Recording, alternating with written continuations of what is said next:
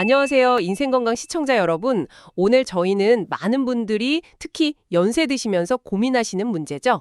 바로 노년기 구취 관리에 대해 좀 깊이 파헤쳐 보려고 합니다. 네, 안녕하세요. 치과 전문의입니다. 이 구취 입냄새라는 게 사실 단순히 뭐 냄새 자체의 불쾌감을 넘어서요. 이게 자신감을 떨어뜨리거나 또 대인관계에서도 좀 위축되게 만들 수 있거든요. 맞아요. 정말 공감합니다. 그래서 오늘 저희가 주변에서 쉽게 구할 수 있는 천연 재료, 특히 그 생강을 활용하는 방법에 좀 초점을 맞춰서 자세히 알아보겠습니다. 입냄새의 근본 원인부터 파악하고 또 생강이 어떻게 도움이 되는지, 그리고 어떻게 써야 하는지 아주 구체적으로요. 네, 오늘 제대로 한번 파헤쳐 보시죠. 혹시 시청자 여러분 중에서도 입냄새 때문에 가족이나 뭐 친구분들과 대화할 때 좀 망설여지거나 자신감이 좀 위축되었던 경험 있으신가요? 오늘 저희가 살펴볼 내용 중에는요. 단 2주 만에 눈에 띄는 변화를 경험했다는 그런 흥미로운 방법도 있으니까요. 끝까지 주목해 주시면 좋겠습니다. 네, 꼭 도움이 되실 겁니다. 자, 그럼 먼저 구취의 원인부터 좀 짚어봐야 할 것 같아요. 이게 원인이 한두 가지가 아니라고 들었거든요. 특히 나이가 들수록 더 심해지는 경향이 있다는데 어떤 점들을 좀 핵심적으로 봐야 할까요? 네, 그게 중요하죠. 원인을 알아야 해결책도 찾으니까요. 핵심 원인들을 좀 정리해 보면요. 일단 가장 큰 건 입안에 사는 세균이에요. 얘네들이 우리가 먹고 남은 음식 찌꺼기 있잖아요. 그걸 분해하면서 아주 불쾌한 냄새를 풍기는 가스, 뭐 황화합물이라고 하는데 그걸 만들어냅니다. 아, 세균이 원인이군요. 음식 찌꺼기를 먹고 가스를 내뿜는 거네요. 그렇죠. 그리고 또 하나 중요한 게 침 분비 감소예요. 이게 보통 노화 때문에 많이 줄어들거든요. 침이 우리 입안을 깨끗하게 해주는 자정작용을 하는데 침이 줄면 그 능력이 떨어지는 거죠. 그럼 세균이 더 잘 자라게 돼요. 아, 침이 줄어드는 것도 문제군요. 나이가 들면서 자연스럽게 줄어드나요? 네, 그런 경향이 있죠. 그리고 또 이제 소화 기능이 좀 떨어지는 분들, 위장에서 냄새가 올라오는 경우도 있고요. 잇몸 질환도 빼놓을 수 없어요.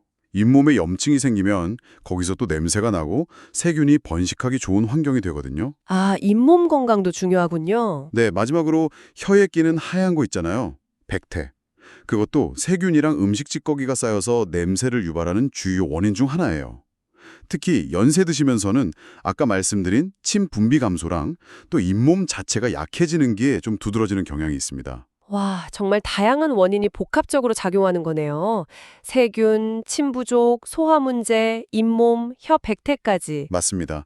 그래서 관리가 좀 까다로울 수 있는 거죠. 그런데 오늘 저희가 주목할 생강, 이게 정말 해결책이 될 수 있다는 건가요? 우리가 아는 그 요리할 때 쓰는 생강이요? 좀 의외인데요? 네, 맞아요. 바로 그 생각입니다. 좀 놀랍죠? 이게 사실 과학적인 근거가 있어요. 생강 속에 들어있는 진지베렌이라는 성분이 핵심인데요. 진지베렌이요? 네, 진지베렌. 이 성분이 아주 강력한 살균 작용을 해요. 그래서 아까 말씀드린 구취의 주범, 입안 세균의 증식을 억제하는 효과가 있다는 거죠. 오, 살균 효과가 있다고요? 네, 그리고 항염 효과도 있어요. 그래서 잇몸 염증 완화에도 도움을 줄 수 있고요. 잇몸이 건강해지면 당연히 관련 냄새도 줄겠죠. 아, 잇몸 염증에도 좋다. 그리고 또 소화 촉진 효과도 언급되는데요. 위장 기능 개선을 도와서 소화불량 때문에 생기는 입냄새를 줄이는데도 어느 정도 기여할 수 있다고 봐요. 부수적으로 뭐 면역력 증진 효과도 있다고 하고요. 와, 생각보다 정말 다방면으로 효과가 있네요. 살균, 항염, 소화 촉진까지. 대단한데요, 생강. 네, 그렇죠. 우리가 흔히 아는 식재료인데 이런 효능이 숨어 있었던 거죠. 그럼 이걸 구체적으로 어떻게 활용해야 효과를 볼 수 있을까요? 방법이 아주 간단하다고 들었는데요. 네, 맞아요. 아주 쉽고 집에서 바로 할 수 있는 방법 두 가지를 주로 추천하더라고요. 첫 번째는 생강즙 치약이에요. 생강즙 치약이요? 네, 신선한 생강을 갈아서 즙을 내요. 그 즙을 한두 방울 정도 평소에 쓰시는 치약에 딱 섞어서 양치하는 거예요. 오, 그냥 치약에 섞기만 하면 되는군요. 그렇죠. 근데 처음에는 생강이 좀 자극적일 수 있거든요. 그러니까 딱 한 방울부터 시작해보는 게 좋다고 해요. 적응되면 조금 늘리고요. 아, 네네. 자극이 있을 수 있으니 조심해야겠네요. 네. 그리고 두 번째 방법은 생강수 가글이에요. 생강수 가글, 이건 어떻게 하는 건가요? 이것도 간단해요. 생강을 얇게 썰어서요. 뜨거운 물에 한 10분 정도 우려내요. 그리고 그걸 마시는 게 아니라 미지근하게 식혀서 가글 용액으로 씻는 거죠. 하루에 한두 번, 한 번 할 때 30초 정도 입안을 헹궈내는 거예요. 아, 우려낸 물로 가글을 하는 거군요. 이것도 정말 쉽네요. 네, 둘 다 뭐 특별한 도구나 기술 없이 집에서 바로 실천할 수 있는 방법들이죠. 정말 그렇네요. 생강즙 치약이나 생강수 가글.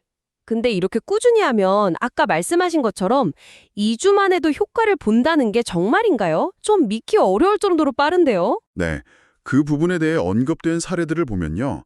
이 방법을 꾸준히 실천했을 때 뭐 사람마다 차이는 있겠지만 빠르면 일주일, 보통은 2주 정도면 스스로 좀 입냄새가 줄었네 하고 변화를 느끼기 시작한대요.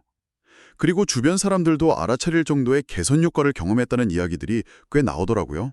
와, 2주라 생각보다 정말 빠르네요. 근데 여기서 중요한 건 정말 꾸준히 해야 한다는 거예요. 하루 이틀 하고 효과 없네 이러면 안 되고요. 그리고 또 중요한 게 신선한 생강을 사용하는 거. 오래된 건 효과가 떨어질 수 있겠죠. 그리고 아까도 말씀드렸지만 소량으로 시작해서 자극이 있는지 꼭 확인해야 하고요. 만약 좀 따갑거나 불편하면 양을 줄이거나 잠시 중단해야 해요. 그렇군요. 꾸준함, 신선한 생강 사용, 자극 확인. 이 세 가지가 핵심이네요. 맞습니다. 무작정 따라하기보다는 자기 몸에 맞게 조절하는 지혜가 필요하죠. 그런데 생강 말고 다른 천연 재료들도 좀 언급이 되지 않았나요? 생강만 너무 강조하는 건 아닐까 싶기도 하고요. 아, 네, 맞아요. 좋은 지적이세요. 생강이 효과적이긴 하지만 유일한 해결책은 아니죠. 다른 좋은 천연 재료들도 함께 소개되고 있어요. 예를 들면 가장 기본적인 소금물 가글. 이것도 살균 효과가 꽤 좋잖아요. 아, 맞아요. 소금물 가글. 저도 가끔 하거든요. 네, 그리고 녹차 우린 물로 가글하는 것도 좋아요. 녹차의 카테킨 성분이 항산화 효과도 있고 탈취 효과도 있거든요. 오, 녹차도요. 마시기만 하는 줄 알았는데. 네, 가글로도 활용할 수 있죠. 또 쑥 우린 물도 언급되는데요. 쑥이 항균 효과가 있고 잇몸 건강에도 도움이 된다고 알려져 있어요. 쑥까지. 정말 다양하네요. 그렇죠. 그래서 뭐 한 가지 방법만 고집하기보다는 생강수 각을 했다가 다음엔 녹차물 각을 했다가 이렇게 좀 번갈아 사용하는 것도 좋은 전략이 될 수 있다고 봐요. 자신에게 맞는 걸 찾는 거죠. 아, 그렇군요. 여러 가지를 시도해보는 것도 좋겠네요. 네, 맞습니다. 오늘 이렇게 노년기 구취 관리에 대해 좀 깊이 이야기를 나눠봤는데요. 특히 그 생강 한 방울에 숨겨진 힘, 이게 정말 인상 깊었습니다. 방법은 정말 간단한데 역시 꾸준히 실천하는 게 관건이겠네요. 네, 맞습니다. 모든 꾸준함이 중요하죠. 그리고 이런 자연적인 구강관리법들이 단순히 입냄새를 없애는 것, 거기서 그치는 게 아니고요. 이걸 통해서 자신감을 회복하고 또 더 활기차게 사람들과 어울리고 사회생활을 하는 데까지 긍정적인 영향을 미칠 수 있다는 점, 이 점을 기록하시면 더 동기부여가 되지 않을까 싶습니다. 맞아요. 자신감 회복, 이게 정말 중요한 것 같아요. 그렇죠. 삶의 질과 직결되는 문제니까요. 자, 그럼 마지막으로요. 오늘 저희가 나눈 이야기들 외에 시청자 여러분께서 한 번 더 깊이 생각해 보실 만한 질문, 그런 거 던져주신다면 어떤 게 있을까요? 글쎄요. 이런 생각을 한번 해보면 어떨까 싶어요. 오늘 저희가 구강 내 세균이나 염증에 대해 이야기했잖아요. 그런데 최근 연구들을 보면 이런 입안의 문제들이 단순히 입안에서만 끝나는 게 아니라는 거예요. 심혈관 질환이나 뭐 당뇨병 같은 전신 질환과도 관련이 있다는 결과들이 계속 나오고 있거든요. 아, 입안 건강이 전신 건강과 연결된다고요? 네, 그런 가능성이 계속 제기되고 있죠. 그렇다면 오늘 우리가 이야기 나눈 생강이나 뭐 녹차, 쑥 같은 천연 재료로 활용한 구강 관리가요. 단순히 입안 건강을 개선하는 것을 넘어서 우리 몸 전체의 건강 시스템에는 또 어떤 긍정적인 연쇄 효과, 우리가 아직 예상하지 못한 그런 효과를 가져올 수 있을까? 이 질문을 한번 스스로에게 던져보시는 건 어떨까 싶습니다. 입안 관리가 어쩌면 더 큰 건강 그림의 중요한 한 조각일 수 있다는 거죠. 와, 입안 관리가 전신 건강까지 영향을 미칠 수 있다. 정말 흥미로운 관점이네요. 생각해 볼 만한 질문인 것 같습니다.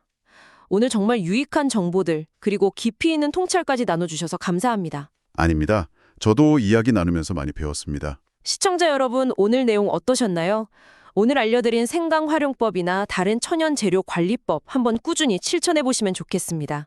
영상 보시다가 궁금한 점 있으시면 언제든지 아래 댓글로 남겨주시고요. 저희가 또 답변 드릴 수 있도록 노력하겠습니다. 오늘 영상이 도움이 되셨다면 구독과 좋아요, 알림 설정 꼭 부탁드리고요. 주변에 입냄새로 고민하는 분들이 계시다면 이 영상을 공유해 주시는 것도 좋겠죠? 네, 좋은 정보는 나누면 배가 되니까요. 그리고 다음 시간에는요, 더 놀라운 건강 정보를 가지고 돌아오겠습니다. 예고를 살짝 해드리면 91세 현역 의사의 충격 고백, 건강의 비밀 부위 4곳, 하루 5분만 관리하세요. 라는 주제로 이야기 나눠볼 예정이니까요. 다음 영상도 꼭 시청 부탁드립니다. 오늘 저희는 여기서 인사드리겠습니다. 시청해주셔서 감사합니다. 네, 감사합니다. 건강하세요.